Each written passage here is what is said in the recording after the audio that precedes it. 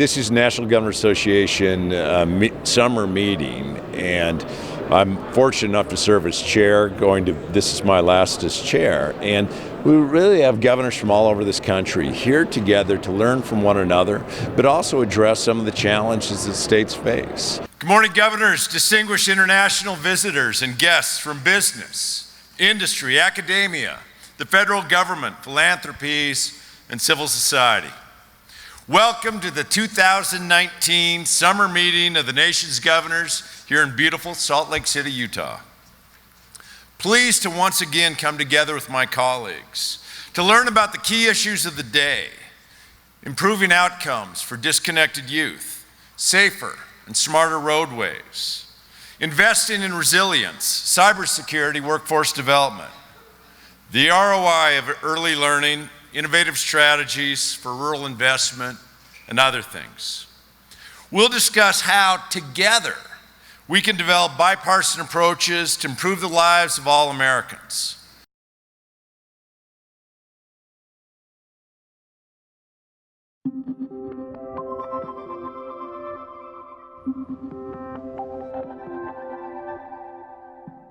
I chose the Good Jobs for All Americans initiative, both for what we as governors see, what we hear from employers, as well as what we hear from our constituents. Every single governor around the country is trying to make sure that the folks in their state are prepared not only for the jobs of today, but also opportunities and jobs of tomorrow. During this initiative, we've had over 200 experts. We've had over 42 states and territories involved, coming to the table to say, not just what are we doing today, but what can we be doing in the future? When it comes to software and jobs, or artificial intelligence and jobs, only one of three things will happen. A job can be eliminated, a job can actually be enhanced, and think of using Waze when you drive around town. You as a driver are actually being enhanced by a machine. And we're going to see this come to medicine, we're going to see it come to teaching, we're going to see it come to police work, or there will be jobs of the future that we don't know now, but of course, try to explain a web designer to somebody in 1978. So these are the three things that are going to occur. And 90% of the conversation is here today, that we're eliminating jobs and we're all going to be working for our robot overlords. Where actually about 90% of the activity is going to be about job enhancement or creating the jobs of the future. And in fact, in our estimation, about 12% of jobs will be lost over the next decade. This is quite significant. These are millions of jobs that could go away due to the bot. And if you do nothing, there's going to be a gravity. You will be victimized by this. Between the earliest part of recorded history in 1900, human knowledge doubled every 100 years. By 1950, it was doubling every 25 years. By 2000, it was doubling every year. Today, there's evidence that human knowledge is doubling every day. So how we stay ahead of that is incredibly important, and the post-secondary learning ecosystem has got to be critical to that. We actually have to understand how human knowledge is changing and how we apply it to work, how we apply it to the way people learn. And here, I think this goes back to your initiative, Governor, this idea of this virtuous cycle of learning and working is very important. This report, Good Jobs for All Americans, is a culmination of my year-long initiative as National Governor Association Chair. We look at both how we're skilling up workers, what we do with mid-career workers, and things might have changed, and also how we sort of bridge some of that urban-rural divide. So what we put together after listening to hundreds of experts and folks all around the country really is a piece, an action guide for governors, so each one of these governors here can take it home and start creating greater opportunities in their home states. I launched an initiative called Empowering Rural Iowa, and it was really focused on growing, connecting, and investing in rural Iowa. We have opportunities in the state. We actually have jobs looking for people, and we want to make sure that Iowans, no matter where they live, have the same opportunities. And so work-based learning is something that we really focused on, registered apprenticeship programs. By connecting a school district, a community college, and an employer, we are providing tremendous opportunities for our young people to have a great career, a great quality of life, have no debt. And what I really appreciate about the initiative is the fact that they're building relationships with employers in our communities, so we're keeping our young people in our states. So we have opportunities all across the state of Iowa.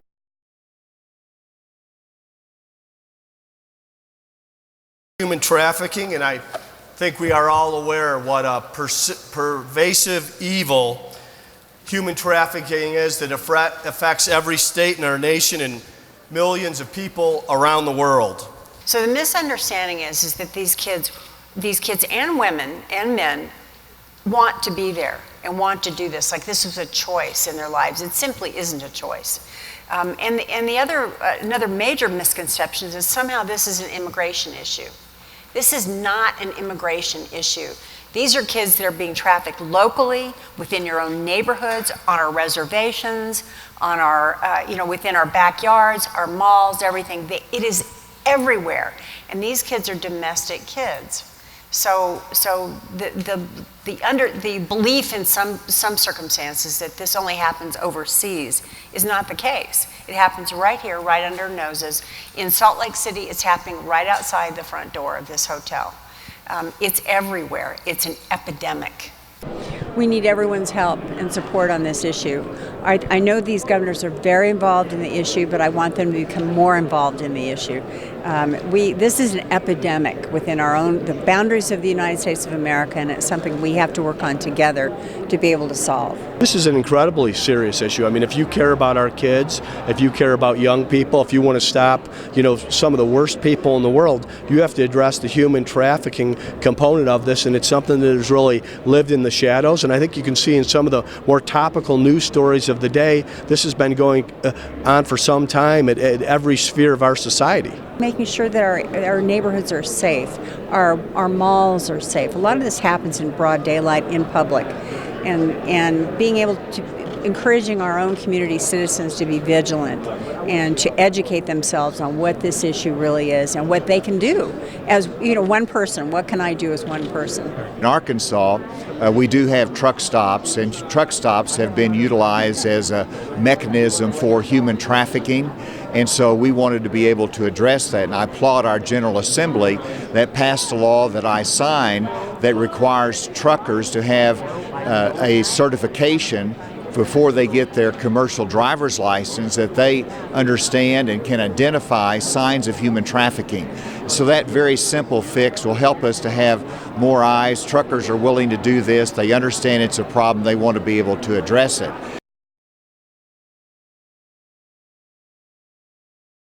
I think it's so important that the 5 million youth that don't have access to an educational program or job training get connected, and that we remove barriers and provide them with the opportunities to thrive. I found myself pregnant at 19, and now I needed to care not only for myself, but for a young daughter who would be joining me. I was blessed to be able to have services wrapped around me, services that met my mental health needs, skilled practitioners who could provide me medication and therapy in order to get back on my feet. I met faculty at an educational institution that were willing to work with me in my alternative education course. And I was provided prenatal and postnatal care designed for teen parents to help empower me to become a successful parent. Like Johanna, this is very personal for me. When I was 20 years old, I made a terrible decision that resulted in my incarceration. I served 16 years in prison for my crime. While I was incarcerated, I was able to access education, career training, leadership development skills, life skills support, and the opportunity to serve and give back to the community inside the prison. I just described the Youth Build model, as you know, and although I'm not a graduate of Youth Build, I am an example of the power of Youth Build. Youth Build is a second chance program, a second chance for homeless young people who've had substance misuse challenges, young people who've dropped out of school, young people who've suffered in poverty and trauma and experienced violence of all kinds. But Youth Build is this safe space and brave space for young people to create the next greatest version of themselves with this comprehensive model, with the support of adults. And as an amazing experience that can be for young people, I'm humbled to say I am the first formerly incarcerated CEO of a nonprofit with a global mission. Thank you. The investment in early childhood, which is so important for preventing the challenges, and then, of course, with the treatment of it, what are we going to do? How are we investing in mental health for those disconnected youth and for their parents? So much of the challenge that those children are facing is also reflected in the kind of situation they have at home. And so we've got to address that. It's sometimes referred to as a two-generation approach, two-gen. And to me, that's vitally important. Having spent decades in the early childhood field, it's something that I believe deeply in. And so I was so glad to hear all the other governors engaged. I think it's critically important that we make sure that youth voices are at the table when we are designing program, and that those youth voices reflect the diversity of Americans, particularly our American youth.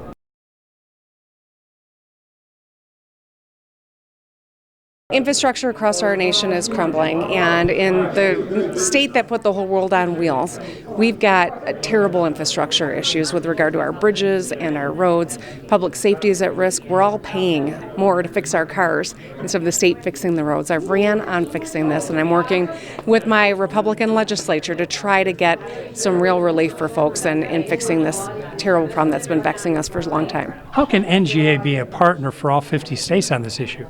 Well, we're all confronting infrastructure. I mean, the interesting thing when you get governors from both sides of the aisle together is a lot of us are confronting the same issues, a skills gap and infrastructure crisis. And so if we can combine our forces and bring to bear some pressure on Washington, D.C. to actually get an infrastructure package done, that would be a great help to all of us. Drunk driving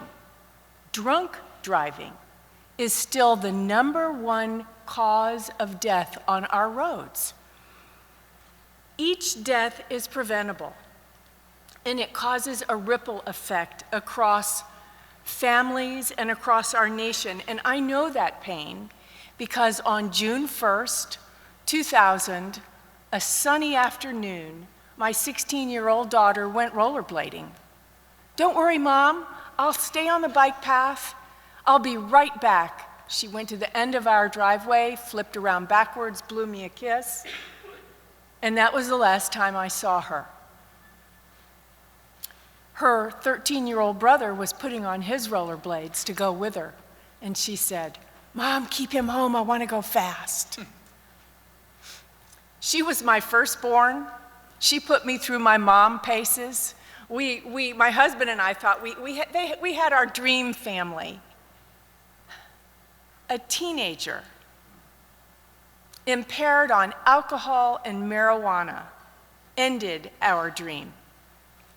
My daughter looked up and saw a car spinning on that bike path, and there was nothing she could do but die.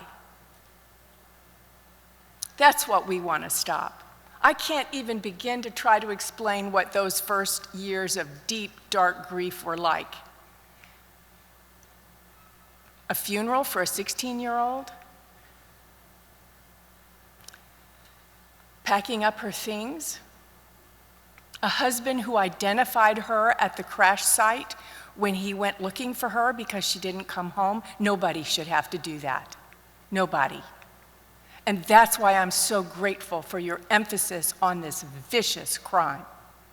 We lose 40,000 people, on the roads because of accidents being killed over the last couple of years, which is more than the we lost in World War I and World War II combined. So we're losing a lot of people on the roads, and so highway safety is a big issue for governors in the states, and so a topic of conversation. They talked about impaired driving. We've reduced our blood alcohol content from 0.08 allowable down to 0.05. And that's kind of a new trend. It's certainly happening around the world.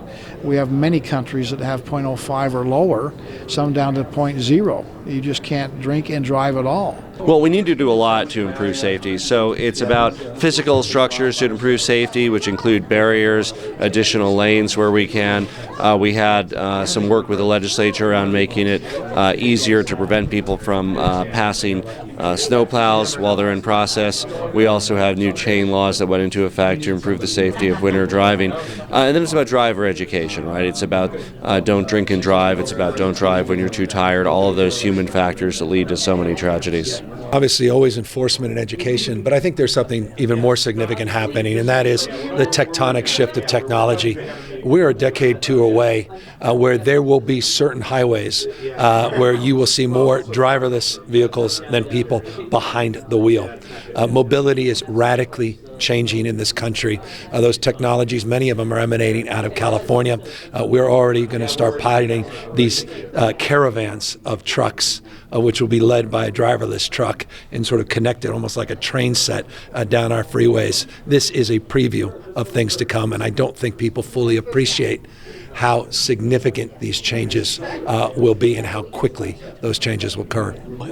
Here at the National Governors Association meeting, it was great that the governors across the country collectively all can come together and agree on one thing, that the senseless deaths that are happening, 40,000 people dying a year on America's roadways, is unacceptable, and a combination of things that can be done, whether that's better enforcement, better road infrastructure, technology that's going into the cars, all these things can help improve the situation. But as we have in North Dakota, where we launched last year Vision Zero, with the idea that we need to be a state where we have zero traffic deaths, I think that all the governors can agree that that's the right goal. For the last year, I've had the distinct honor and privilege of serving on behalf of America's 55 governors of our states and territories. Couldn't be more pleased with the work that we've done together. Governors all across this country are on the front lines in their states each and every day. They're serving constituents. They're coming up with real solutions. And fortunately for us, we have support from the National Governors Association along that way as well. It's a bittersweet day for me in many respects as I pass the baton to the new NGA chair, but I'm more than confident in my friend Maryland Governor Larry Hogan. Governor Hogan's really already shown his strong leadership, putting his all into this organization while serving as vice chair and then jumping into this chairship head first. It's also my honor to announce that New York Governor Andrew Cuomo has been elected as the vice chair of NGA. I'm confident that Governor Hogan and Governor Cuomo will continue our long and important legacy of bipartisanship. So join me in congratulating Governor Larry Hogan, Vice Chair Andrew Cuomo, and each member of the new executive committee.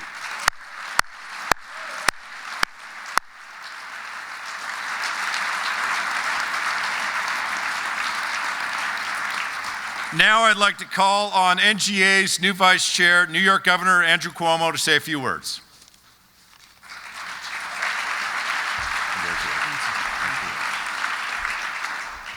Thank you very much. Let's give Governor Bullock another big round of applause. Thank him for his leadership. We are all excited that Chairman Hogan, I like chairman better than governor in some ways. Chairman Hogan is taking over the helm. He has already demonstrated his commitment, his energy, his effort, and his achievement. Let's give Chairman Hogan a big round of applause.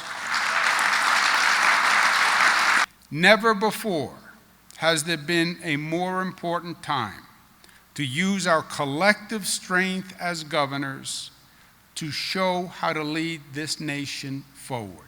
Never has there been a more important time to show the people of this country that we can still find commonality and there is still a collective, and unity is not an illusion.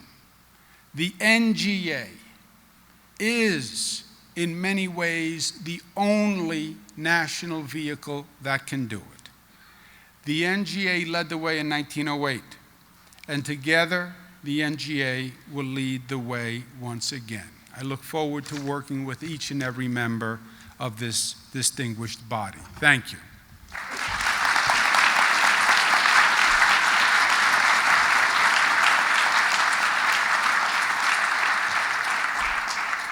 Thank you, Governor Cuomo, and again, congratulations on becoming NGA Vice Chair. I started my tenure as chair with respect for Governor Hogan. I end my tenure with not only respect, but also with trust, admiration, and a sincere friendship. Governor Hogan, thank you for all of not only the support you provided me, but all of the governors over this last year. Thank you for your tireless dedication as well as your staff. Really quickly, I want to again thank Chairman Bullock for his incredible leadership over the past year. His initiative on better jobs for all Americans was a tremendous success.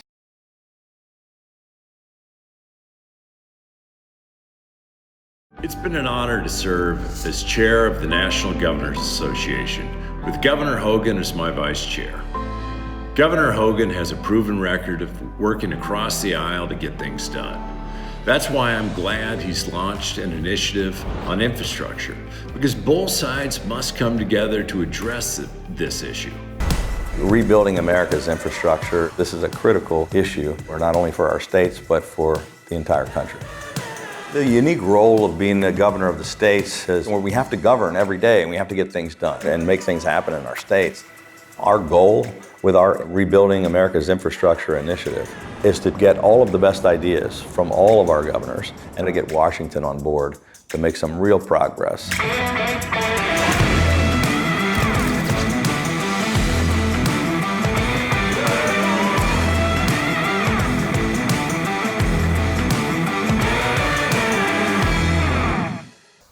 Today I'm launching my initiative, Infrastructure, Foundation for Success, which will focus on rebuilding, repairing, and modernizing America's infrastructure in ways that will grow our economy, create jobs, and meet the needs of the 21st century. This initiative is comprised of 4 main pillars: relieving congestion to boost economic competitiveness, eliminating red tape and integrating smart technology, protecting America's critical infrastructure, and financing and leveraging private sector investment. My fellow governors all across America have many similar success stories to share. In states all around the nation, they're upgrading roads and bridges and mass transit. They're improving airports and ports and fixing water systems. As NGA chairman, I intend to highlight the great work of all of our governors. And we also plan to bring together thought leaders from government, business, nonprofits, and academia to come up with new ideas and innovative solutions in order to help solve the infrastructure crisis in America and to help our nation's governors drive action from our leaders in Washington. Ladies and gentlemen, despite all the wedge politics and petty rhetoric, I truly believe that what unites us is greater than that which divides us.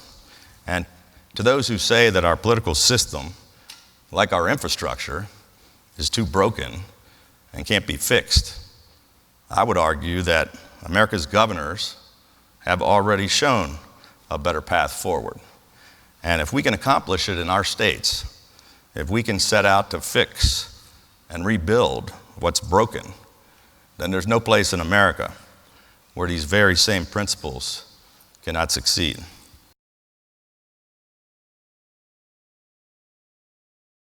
Welcome to the launch of the new National Governors Association Outdoor Recreation Learning Network. It's the start of a new peer-to-peer network that's going to be a way for governors and their staff to learn from each other, to work with each other, work with the private sector, academia, various outdoor recreation organizations to explore and replicate successes.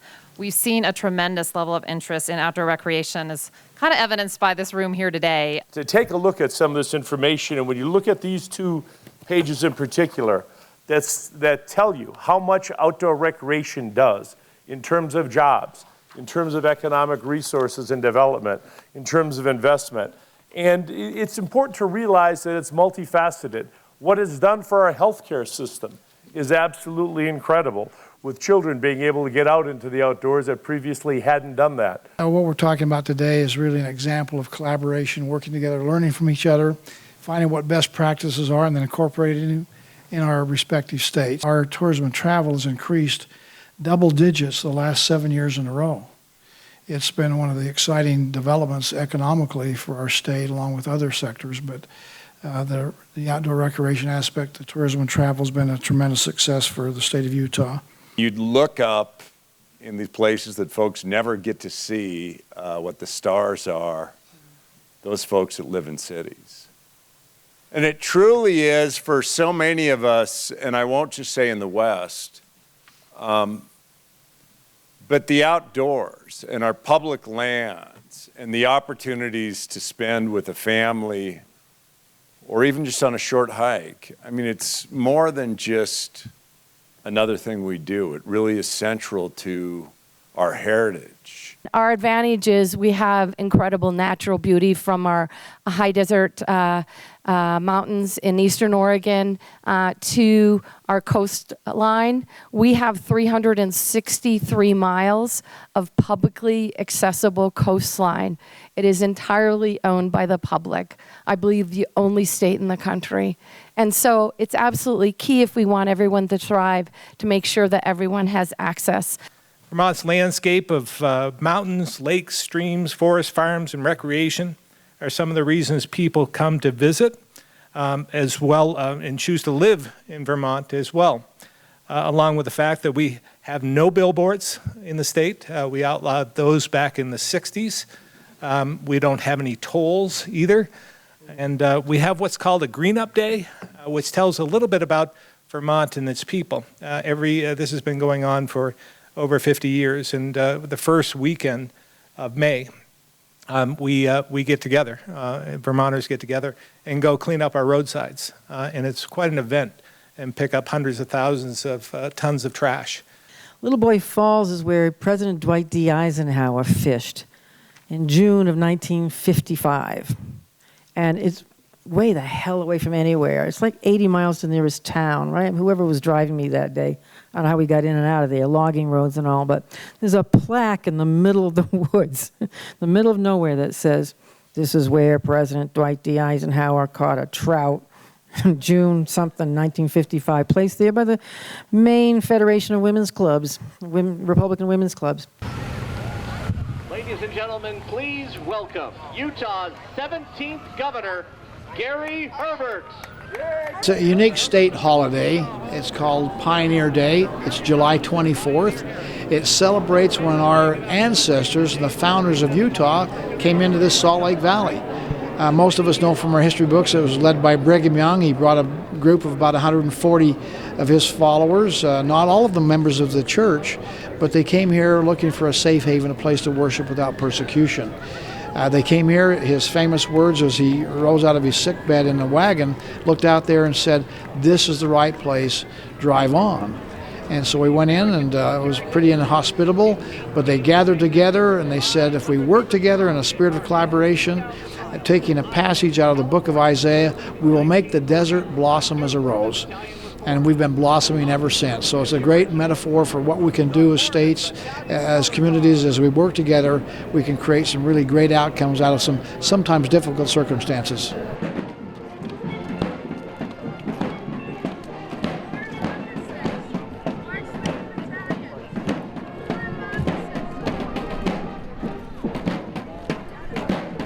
We also have 4 laundresses marching with the Mormon Battalion color guard. If people have questions like more information about your report or NGA, what should they do? Yeah, I think you could go right to the National Governors Association website, and I'm sure that we'll be posting the Good Jobs for All Americans report and all the good work that we did.